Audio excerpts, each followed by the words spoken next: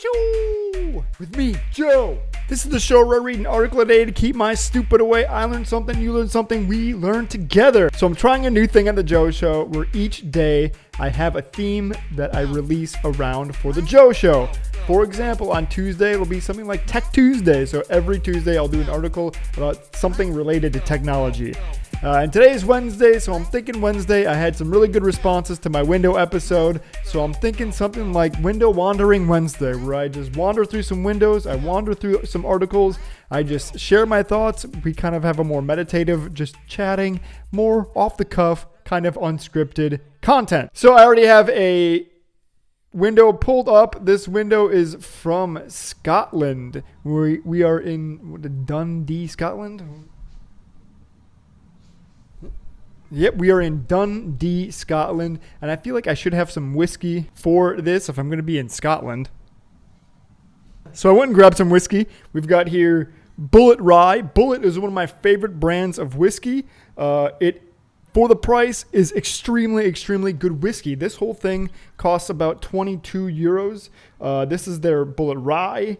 It is a straight American rye whiskey made using 95% rye mash for a superior American rye whiskey experience. I get it on Amazon. It gets shipped right to my house. Like I said, it's only about 23 euros. In the US, it's about 25 bucks for a big old bottle of this, and it, for the price, is really good. I also really like Japanese whiskeys. There is a one called the Suntory Company who makes excellent whiskeys. Their Toki is kind of their like affordable option. It comes in a bottle about this size, and then you can get the Hibiki, which is like their premium stuff. That's about $80 a bottle. Also really good. Highly recommended that you check out some Suntory and maybe even some Bulleit Rye, even though I'm probably going to be going on a run after this episode. Let's pour a little whiskey since we're in Scotland and enjoy it, even though this is American whiskey, whatever.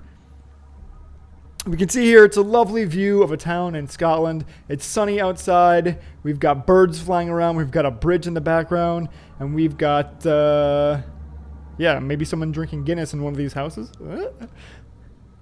Maybe that's Ireland. I don't know. Whatever. Scottish. Let's go and find the flocks of sheep. I don't know. I got nothing for Scotland. Look at that bridge over there, laddie. Bottoms up, right? So the newsletter I'm looking at right now to just get some input coming in is The Hustle. If you don't subscribe to The Hustle, I love it. It's a great newsletter. Subscribe to The Hustle. I think it was started by a guy named Sam Parr. He also has a wonderful podcast. Shout out to Sam Parr. Called My First Millions. It's him and another guy, Sean. I don't remember what Sean has done, but I think he works now at Twitch or Amazon. At Amazon, maybe on the Twitch team. Regardless, they just go back and forth on their podcast with ideas that could generate $1 million. They have good personalities. They have good chats. It's always super interesting, and you'll probably learn a thing or two about hustling. So, The Hustle is a daily newsletter, like I said. You can sign up. I'll link in the description below. Whatever. Here's today, July 22nd, 2020. The first story that they have is called The Big Idea. It's about Cameo. If you're not familiar with Cameo, Cameo is an app, I think, that you can download to have famous people do cameos for you. A cameo could be singing happy birthday to somebody. So you could get, Ashton Kutcher. Not sure if he's on the platform. You can get Ashton Kutcher to sing happy birthday to a friend of yours. Or if you're a big rap fan, perhaps you can get, trying to think of Post Malone. Is he a big rapper? I don't know. I'm trying to think of Nas. You can get Nas to do some bars for you, maybe rap something. If you write it, you can write what you want them to do, and they'll do it. There's a bunch of different celebrities on it, and some of them price themselves very low, like $22 for a cameo. And I think, and I don't want to bring this guy up, but Chris D'Elia at one point thought that his time was worth more money, and so he contacted the Cameo team because they really wanted him on the platform, and he made him set his Cameo to $20,000. I think that was the limit that they would put it for one stupid 20-second video. Regardless, Cameo. It says over the past few weeks, Cameo has added pure fire emoji to its offering. People like Carol Baskins from Tiger King, the Wu-Tang Clan, speaking of rap, Floyd Mayweather, maybe you can get some feedback on your punches. Ice Cube, another legendary rapper, and Dikembe Mutombo, I think that's a sports star. But don't be fooled by Cameo's playful nature. Ooh, we got someone walking around in that window. Do you see him? Just got some groceries. Get it, man. Double fisting those groceries. My man. The company has raised $65.2 million with a valuation as high as $500 million and is going after a massive opportunity, according to this author. And a recent Cameo isn't the only... Okay, let's try that again. Cameo isn't only in the business of celebrity shoutouts, though. Per the company's CEO, Steven Galanis, Cameo is the marketplace where you, for X amount of money, you can do Y activity with the Z person. That sounds pornographic. You can do X activity for Y money with Z person. I mean, that's pretty much advertising. Hey, if you want to have sex with a porn star, come to Cameo. Or if you want to have sex with a movie star, you name the price. We'll let the celebrity know. If they're into it, we'll hook you guys up. Like, that's what that sounds like. But I get the sentiment here, and we'll go on to talk about it. Many people mocked the company's recent edition of a 10-minute Zoom call with Jeremy Piven for $15,000. But really, Cameo is a great delivery vehicle for personalized expertise.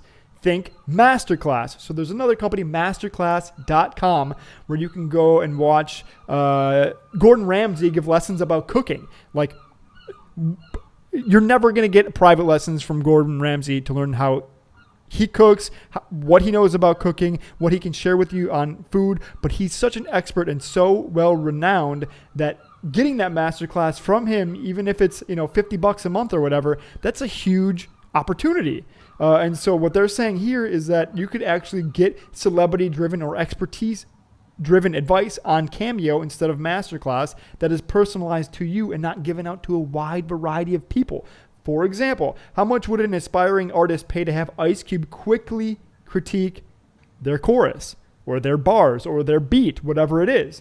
Or how much would someone pay who is starting a backyard farm for 10 minutes from the world's top gardener? I don't know who the world's top gardener is, but how much would somebody pay for that? Probably a good amount of money. I did also see recently there's a website called like Marin.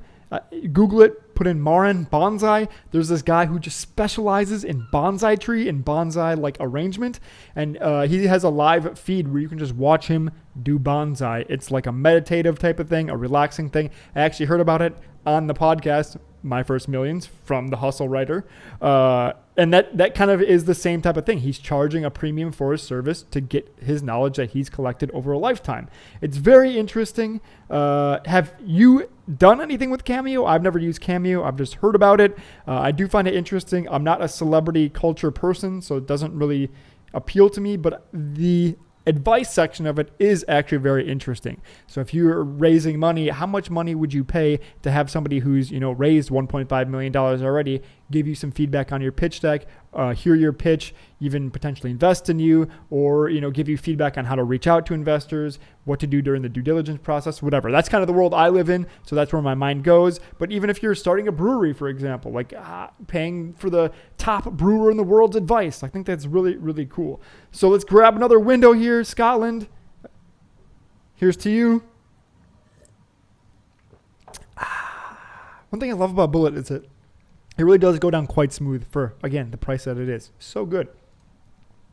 Next window. Let's open a new window to somewhere else in the world. We got London, UK. Oh, what a cute window. And what a great camera. They've got some depth of field going on. So the background is blurred and the foreground is in focus. This must be a very high quality camera, high quality stream. And it's a bunch of cactuses or succulents inside a window. Nice sunny window somewhere in the UK. How pleasant. I love this window. I could look at this all day. Like, I almost want to capture this window and put it on my TV screen and just let it run, or even capture this window and put it onto my window because my window sucks in comparison to this window. What's the most expensive thing ever bought in cash? When I was 20 years old, I spotted the guitar of my dreams on Craigslist. A 1983 Les Paul Custom in tobacco. Sunburst, baby. Ow, ow! I withdrew $1,900 in $100 bills, nearly every penny to my name, drove 2 hours down a winding dirt road in the California foothills, and bought the axe off a white bearded deadhead named Pete. You can only get that kind of interaction on Craigslist. The sweaty backyard, 50 miles from civilization, deal in cash. Scared for your life. Well, Pete has a holster with a Glock on his own property, selling you his old Fender guitar or Les Paul guitar. Only on Craigslist. We want to hear your stories. What was the most expensive one-time purchase you had? I'm actually curious about that. If you want, you can go on the Hustle survey and fill that out. I think the most expensive thing I ever bought was probably airfare somewhere. I'm not a big buyer, or like my car that I later sold. I think that was probably the most expensive thing I bought. Oh, no, but in cash is what they're saying. What's the most expensive thing that I've purchased with cash? Oh, man. It's something lame, like a PS4 or something. I'm super lame like that. I got nothing cool that I purchased in cash. Oh, but there was that one time where I did buy a huge brick of cocaine with cash. Yeah, that was 50 miles outside of civilization. Pete definitely had a Glock on his holster, and his buddy had an AK-47. That was definitely a sweaty handshake deal. Whew. That cocaine, though. Note, that's not a real story. Apple is planning to cut all carbon emissions out of its business by 2030. Very curious how Apple is planning to do that, because a lot of their factories are over in China, and China is a terrible polluter. So I'm very curious how they are planning on removing the Chinese factory from their carbon emission plan, because I'm guaranteeing they're not including that in the carbon emission plan. There's no way. Hilarious, Apple. Good one. Good one.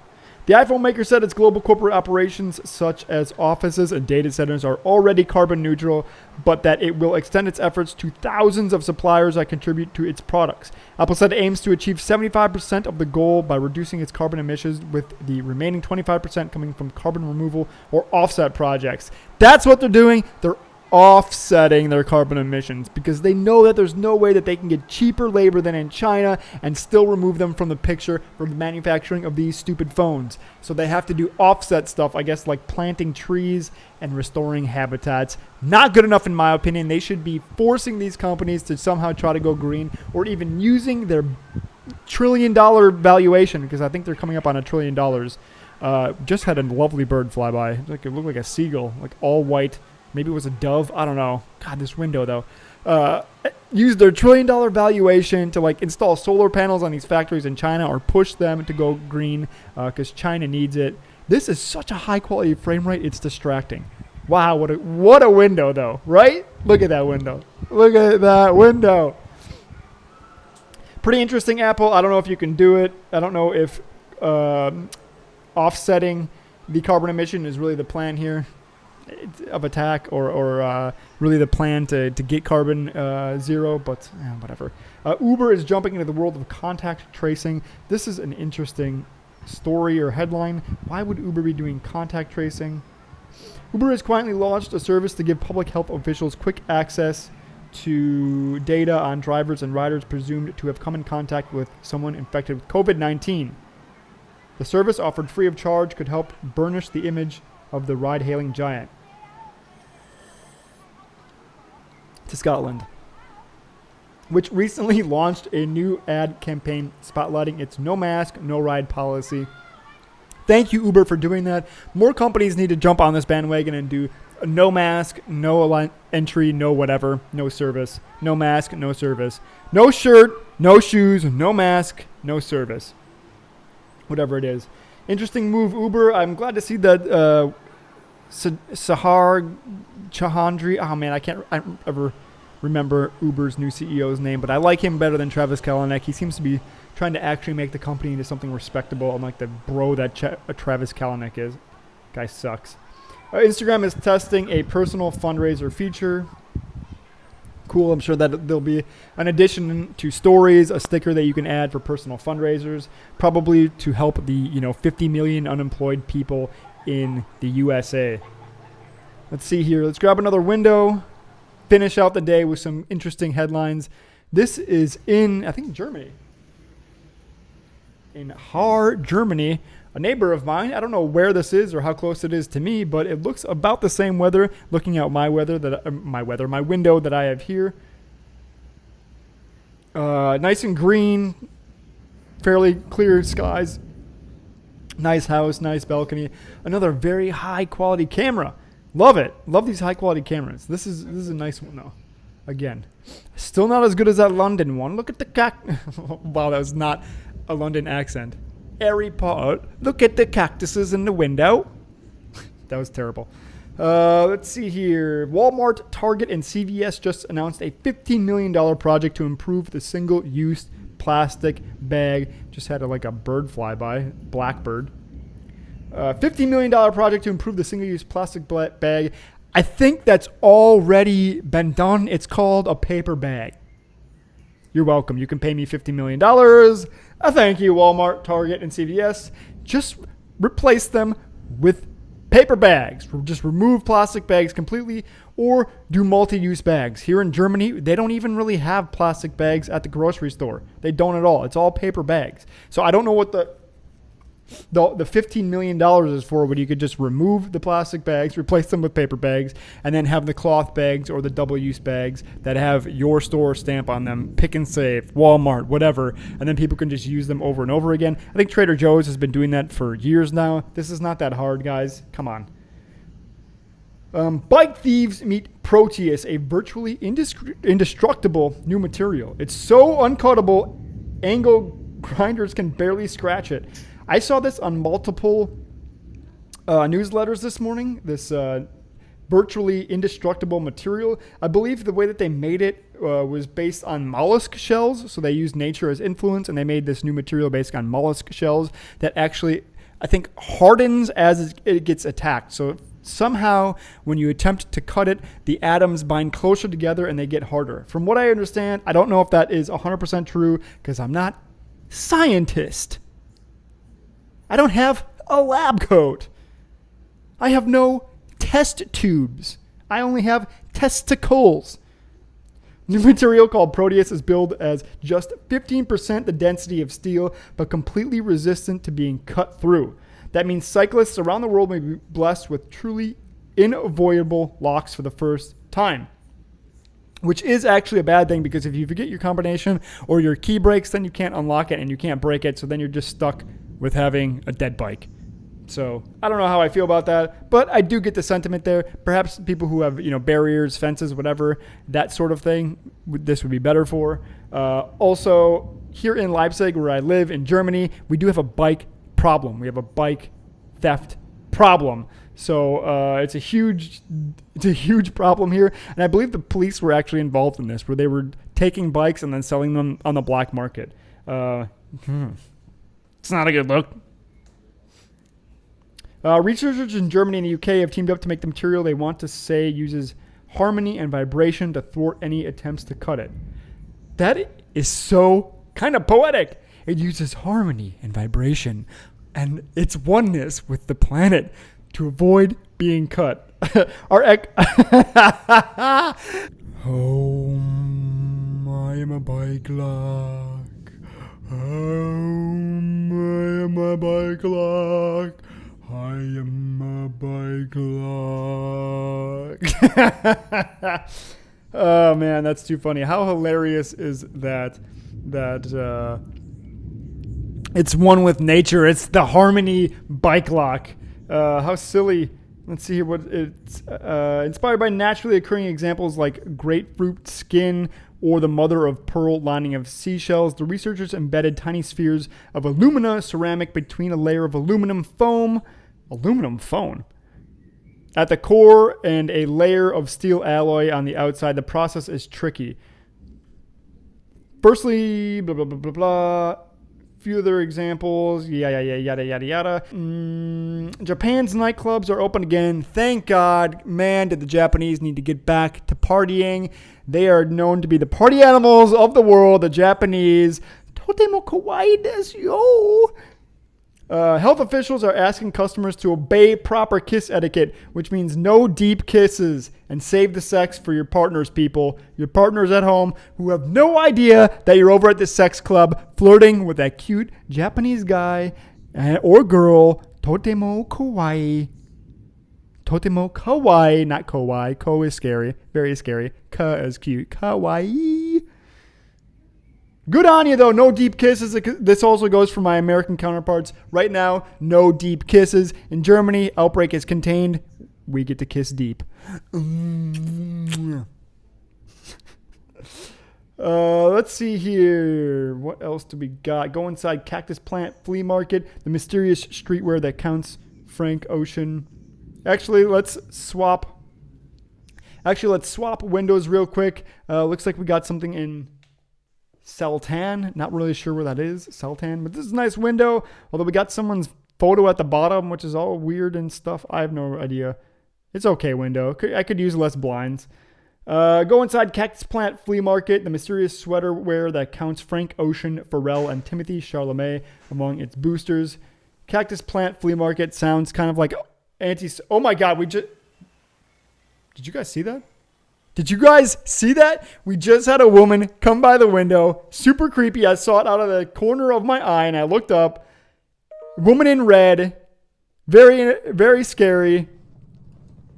We need to switch windows because that was super scary. We got a new window over in Bangkok, Thailand. It's an okay window. You know, it's kind of got the bed. It's more of a bed view than a window view, but the skies are very blue. Very clear, besides a couple clouds. And then we got the pornography on the computer there. So Cactus Plant Flea Market. You can see here the design. It's got like a smiley face with 4 eyes. It's kind of scribbled like someone, I don't know, handcrafted it. If you can see it. Don't know if you can. They put it on sweaters. I don't know. Looks kind of cool, I guess, on the sweater. Nothing to write home about. I'm sure that I could go over to China and get a knockoff version of it. But this logo does remind me, and I'll put it up on the screen, I think, of Skrillex's Recess album, which has kind of this same look, but on an alien and not a smiley face. Interesting. Probably out of my price range.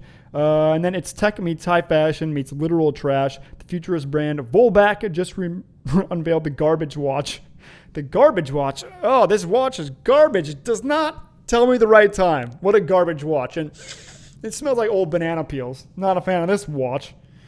The Garbage Watch is a piece of haute ecology. Haute. With an aesthetic that's reminiscent of Mugatu's derelict fashion house. Volbeck announced the Garbage Watch announced the timepiece got the Garbage Watch made entirely of e-waste. The trashy bauble will be available in 2021, according to the company, and is apparently using bits and bobs from destroyed electronics. While the design is decidedly tidy, the company claims everything you see in the Garbage Watch used to be something else: a motherboard from your computer, a microchip from your smartphone, or the wiring from your TV. Let's see if I can find a picture of it. Here we go. Here's the Garbage Watch that smells like old banana peels. Here you can see it. Maybe if you can. I don't know. If not, I'll try to put it up on the screen. You can tell that the cables for the band are made from really thick wires, and all the other pieces for telling time do look like electronic reclaimed bits and baubles. Very fun design though, very colorful. I think it's cool. I'd sport one every now and then, depending on what I'm wearing. So I think I'm going to cut it off there. That's been today's Joe Show. If you like my content, hit that subscribe button. This is going to be something I do on Wednesdays, the Wandering Window Wednesdays, or Window Wandering Wednesdays, where I also just have a wandering mind and talk about some articles that I see. This today's was from The Hustle. If you go to thehustle.co, I'm not sponsored by them. I just like their product. You can sign up for their newsletter and listen to Sam Parra's podcast, My First Millions. I think it's a really good podcast for how to hustle. Otherwise, until next time, read something good, and you can follow me on Twitter at Cannoli Natoli. You can follow me on You can follow me on Twitter at Cannoli Natoli, on Instagram at A Joe Show. I'm really bad at updating. Or you can also follow me, or you can send articles. Jesus Christ, you can send articles to hijoeshow@gmail.com. Otherwise, this has been today's Joe Show. I love you.